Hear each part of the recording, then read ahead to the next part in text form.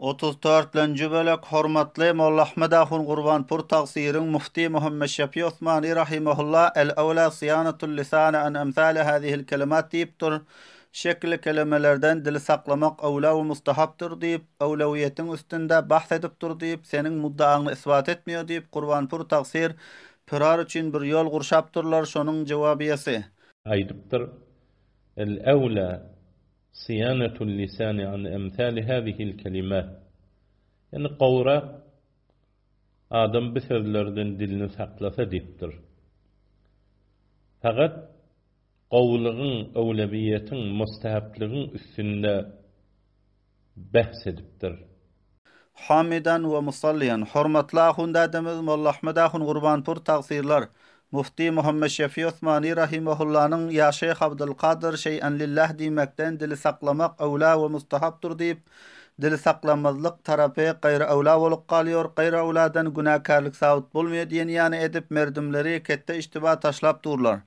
Gurbanpur taqsir sen Mufti Muhammed Şefi Osmani rahimehullah'nın ibaratyna awlalikda bahs edip dur diýip gutuldyň. Sahibi Reddül Muhtar'ın ibaratyna näme diýjek ki şol ibaratdan şey'en lillah diýmekden saklanmak wajyp diýip ýazypdyr. Tabahal Reddül Muhtar'ın ibaratyndan bir habar bolsaň gulak tut, men sana okap bereýin. La'alla wajhahu annahu talaba şey'en lillahi ta'ala wallahu ta'ala ganiyyun an kulli şey'in wal kullu muftaqirun ve muhtajun ileyhi. وينبغي أن يرجح عدم التكفير فإنه يمكن أن يقول أردت أطلب شيئا إكراما لله تعالى قلت فينبغي أو يجب التباعد عن هذه العبارة فتوى شامية 3. cildi 337. صفحة. Şayet ki vecih şıl bolsa ki bir şek talep etdi şeyini Allah Taala üçin ve Allah Taala ganidir her bir zatdan ve heme ona muhtaçdır. Bu münasip bolýar terjih berilse kafir bolmazlygy. Pes bir şek mümkün bolýar aýtmak irade etdim talep etýän şeýini ikram bolan halat Allah Taala üçin. Aýtdym men bes münasip bolýar ya wajyp bolýar uzak durmak şol ibaratdan. Hormatly ahundada Molla Ahmed Ahun Gurbanpur Allama Şami rahimehullah ki özi ehli terjihdandyr. Şol ibaratdan şey'en lillah diýmekden ya Şeyh Abdülkadir şey'en lillah ya pulan şey'en lillah diýmekden uzak durmak wajyp bolýar diýip aýtdym men diýip petwa berýär. Bayat ahundada Gurbanpur hak petvany kabul et. İki dünyada kamyap we surhru bolarsyň. Wene hem Allama Abdülhaylek Nevi rahimehullah Allama Şami rahimehullah'nın ibaratyny nakl edip izinden ýazypdyr. Qultu feyenbagi aw yejibu tebaudu an hadhihi'l ibarati intaha. Edince malum şudaki inçünin ibarat ki muhtemel manay gayru meşru başan egerçi murat ez anha manay sahiha başan tekellüm ba'an najaiz est.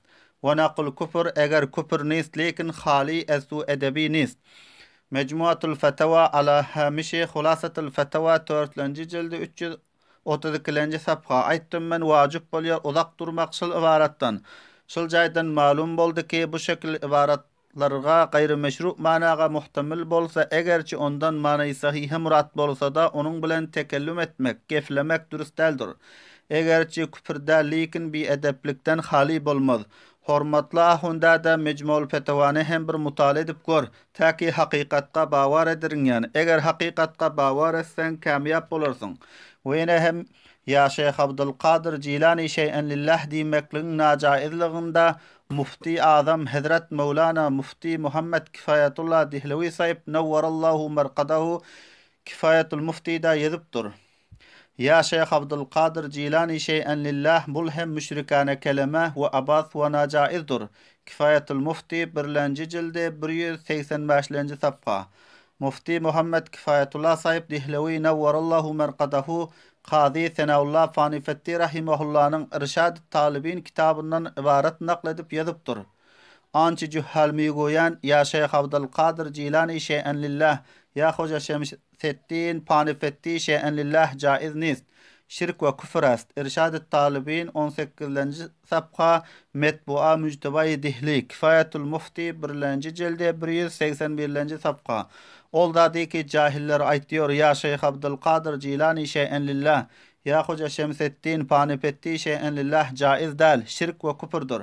Hormatly ahundada Gurbanpur taqsir ya Şeyh Abdülkadir Jilani şey'en lillahni word we wazife etmek hem dürüst we dogry diýip petwa berýärsiň. ulamay Diyubendin berjeste muftileri ya Şeyh Abdülkadir Jilani şeyen lillah diýmekni wurdu wazipe etmekligi najaiz we haram diýip petwa beripdir. Hemçinan Hazrat İmam Rabbani Mevlana Reşid Ahmet Ganguhi mutawaffa 1323 Hicri öz petwasynda Qazi Senaullah Fanifetti rahimehullah'nın İrşad-ı Talibin kitabından nakledip yazıpdır. Ançı cühhal meýgoýan ya Şeyh Abdülkadir Jilani şeyen lillah ya Hoca Şemseddin Türk Fanifetti şeyen lillah jaiz nist. Ve eger ruhi şeyh ra mutasarriful umur itiqad mikunat küfr diger ast. Fil bahr raiqi men zanna ennel meyyite yetasarrifu fil umuru dunallahi ve ataqada bizalika yekburu. Fetavai Reşidiye 1. cildi 99. safha.